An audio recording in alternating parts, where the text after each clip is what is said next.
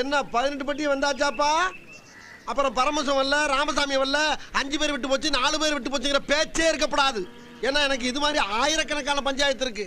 Hello guys, ரீசெண்டாக என் friend வந்து என்எம்ஓ அப்படின்ற கம்பெனிலேருந்து ஒரு நெக்பேண்ட் எடுத்துகிட்டு வந்து இது ஒரு நாள் ரெடி பண்ண முடியுமா அப்படின்னு கேட்டிருந்தான். டோன்ட் வரி, என்கிட்ட உதவின்னு வந்து கேட்குறவங்கள வெறும் கையோட திருப்பி அனுப்புகிற பழக்கம் என்கிட்ட கிடையாது.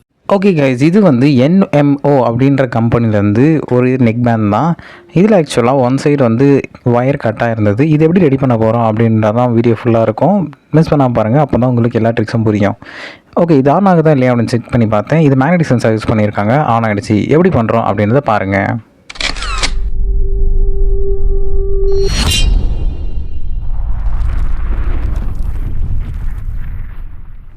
ஓகே, ஃபர்ஸ்ட் ஆஃப் ஆல் நம்ம என்ன பண்ண போகிறோம் அப்படின்னு சொல்லிட்டு பார்த்தீங்கன்னா, எந்த சைட்லேருந்து ஒயர் கட்டாக இருக்கோ அந்த சைட்லேருந்து ஓப்பன் பண்ணி பார்க்க போகிறோம். இது வந்து மெட்டாலிக் பாடின்ற மாதிரி இருக்கிறதுனால நம்ம வந்து பிளேட் மூலிமா எடுக்க முடியாது. ஸோ வந்து டேரெக்டாக நம்ம ஓப்பன் பண்ண ட்ரை பண்ணாலே ஓப்பன் ஆகிடுச்சு.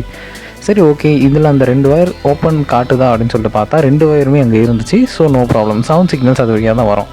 அங்கே தான் நம்ம மறுபடியும் ரீசால்டர் பண்ணணும் ஒயர்ஸை. இப்போ நம்ம கட்டினதுலேருந்து ஹோல்ஸ் இருக்கா இல்லையா அப்படின்னு செக் பண்ணி பார்க்கணும். ஏன்னா நம்ம அது வழியாக தான் மறுபடியும் ஒயர் எடுத்துகிட்டு போகிறோம். ஒண்ணுமே தெரியலையே. நான் அந்த ஹோலை பிளேட் மூலியமாகவும் நீடில் மூலியமாகவும் போட்டுக்கிட்டேன். உங்களுக்கு எது ஈஸியாக இருக்கோ அதை நீங்கள் யூஸ் பண்ணிக்கலாம். ஓகே, இப்போ ஹோல் போட்டதுக்கு அப்புறம் நம்ம அது வழியாக ஒயர் எடுத்துகிட்டு போகிறோம். ஃபர்ஸ்ட் ஆஃப் ஆல் ஒயர் நல்லா இருக்கா அப்படின்றத நான் செக் பண்ணி பார்க்க போகிறேன். ஒயரை நான் செக் பண்ணி பார்க்கும்போதே உங்களுக்கு வீடியோவில் தெரிகிற மாதிரியே ஒயர் டேமேஜ் ஆகிருந்தது. ஃபர்ஸ்ட் ஆஃப் ஆல் நான் என்ன நினச்சேன்னா, இதுலேயே வந்து நான் கட் பண்ணி சால்டர் பண்ணிடலான்னு சொல்லிட்டு பார்த்தேன். ஆனால் ஒயர் இப்போ நீங்கள் பார்க்குற மாதிரி டேமேஜில் இருக்குது. இப்போ இந்த பழைய ஒயர்லேருந்து ஸ்பீக்கரை ரிமூவ் பண்ண போகிறோம். பச்சம் முள்ள இருக்கு, வேகமாக இருக்க கூடாது.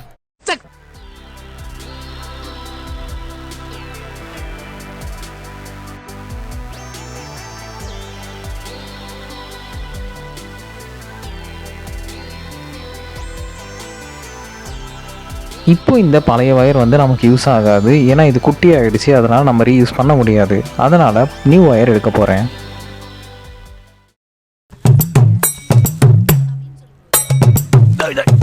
என்னடா இது மதுரைக்காரனுக்கு வந்த சோதனை. ஓகே, இப்போ என் கையில் ஒயிட் கலர் ஒயர் இருக்குது. இது எப்படி பிளாக்காக மாற்றுறேன் அப்படின்றத வீடியோ ஃபுல்லாக பாருங்கள், அப்போ தான் உங்களுக்கு புரியும்.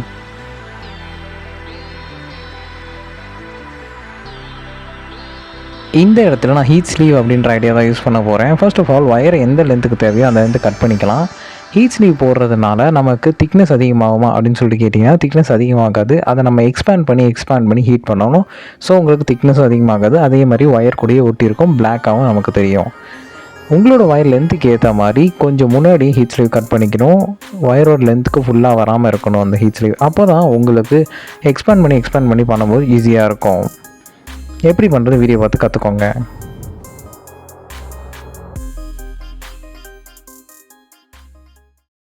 எரியுதடி மாலா, சேனல் போடு போடு.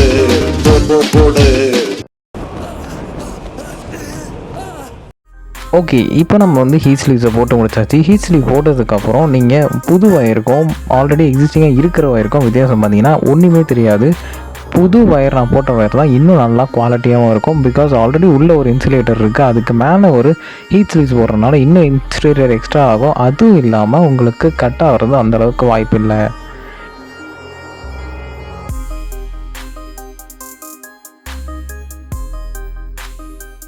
ஓகே, இந்த ஒயரை ஃபர்ஸ்ட் ஆஃப் ஆல் ஸ்பீக்கரில் கனெக்ட் பண்ணிடலாம். ஸ்பீக்கரில் கனெக்ட் பண்ணும்போது எப்பயுமே டேரெக்டாக ஸ்பீக்கரில் கனெக்ட் பண்ணிடக்கூடாது.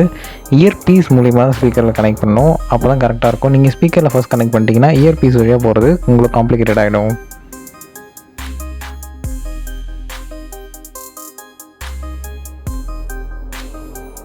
அந்த இயர் பீஸ் மூலிமா போட்டதுக்கப்புறம் ஒரு நாட் ஒன்று போட்டுக்கோங்க. அப்போ தான் நீங்கள் எப்போல்லாம் இழுக்கிறீங்களோ அப்போல்லாம் வெளியே வராத அளவுக்கு இருக்கும், ஸ்ட்ராங்காகவும் இருக்கும்.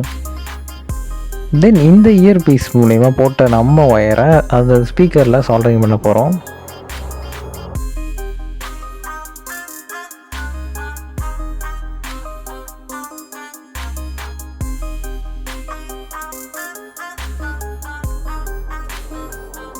ஓகே, இப்போ என்ன பண்ண போகிறோம் அப்படின்னு சொல்லிட்டு பார்த்தீங்கன்னா, நம்ம சவுண்ட் சோர்ஸ் வர இடத்துல சால்டரிங் பண்ணணும். அதுக்கு முன்னாடி நம்ம ஆல்ரெடி கழட்டி வச்சுருந்த அந்த மெட்டல் பீஸ் வழியாக எடுத்துக்கலாம் ஒயரை.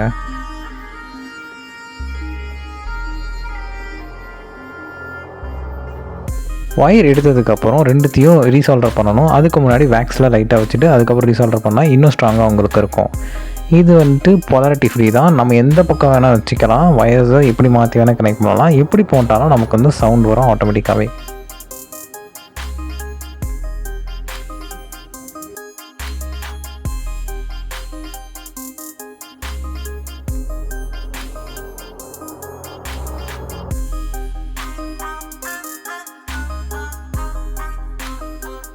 சால்டர் முடித்ததுக்கப்புறம் நமக்கு அதுக்கு நடுவில் இன்சுலேஷன் டேப் போட்டுக்கலாம். இது ரெண்டுமே என்ன தான் நான் போலாரிட்டியாக இருந்தாலுமே இப்படியான கொடுக்கலாம்னு, ஆனால் இருந்தாலுமே அது ரெண்டுமே ஐசோலேட் ஆகி தான் இருக்கணும். அது ரெண்டுமே டச் ஆகிடுச்சுன்னா ஆட்டோமேட்டிக்காக உங்களுக்கு சவுண்ட் கட் ஆக ஆரம்பிச்சிடும்.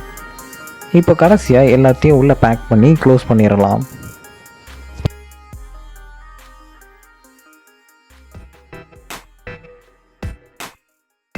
ஓகே கைஸ், இந்த வீடியோ உங்களுக்கு யூஸ்ஃபுல்லாகவும் இன்ஃபர்மேட்டிவாகவும் இருக்கும் நான் நம்புகிறேன். லைக் அண்ட் சப்ஸ்கிரைப் பண்ண மறந்துடாதீங்க. நெக்ஸ்ட் வீடியோவில் பார்க்கலாம். Bye bye. Tell me pretty lies, look me in the face, tell me that you love